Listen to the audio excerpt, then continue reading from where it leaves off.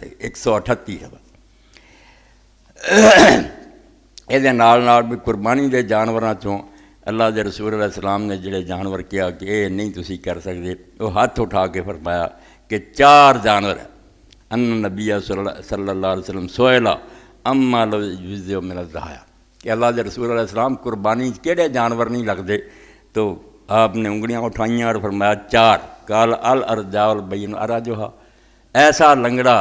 جہاں لنگڑا ہونا صاف ظاہر ہوئے۔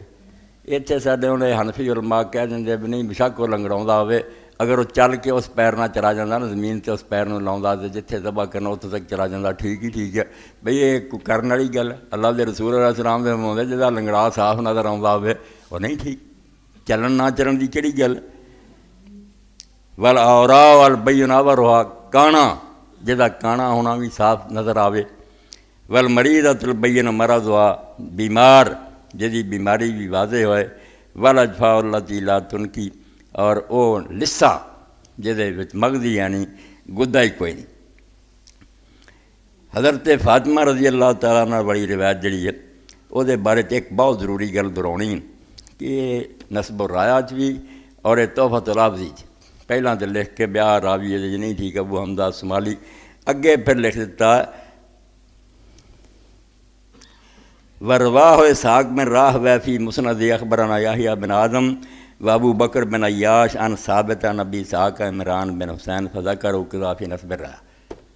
یہ تحفۃ الافضی والوں نے اس طرح ہی لکھ دیتا ہے، نسب الرایا میں لکھ دیتا کہ انہوں امام اسحاق میں راہ ویوی لیا اپنی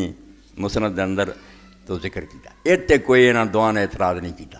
حالانکہ ثابت وہی سی جڑا یہ راوی ابو حمزہ الصومالی نہیں بیان کیتا کہ وہ جنہوں پیچھے لکھ چکے ہیں کہ ابو حمزہ الصومالی مردود ہے تو دی روایتیں نہیں ٹھیک، وہی تو ثابت ہے، مگر یہ سمجھا بھی ایک ہور روایت ہے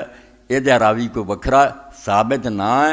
ابو حمزہ الصومالی کو نہیں ہے روایت تو ہوئی ہے۔ یہ میں پھر ڈھونڈنا پیا بھی یہ اسحاق میں راہ وین ہے، انہوں نے آخیا بھی نہیں ہوئے کوئی بھی لکھی انہوں نے، تو معلوم ہوئی گل بھی ثابت کون ہے، وہی تو ابو حمزہ الصومالی ہے، اور کوئی نواں بندہ نہیں، بالکل وہی جہدے بارے دسیا سی بھی نہیں راوی ٹھیک تھے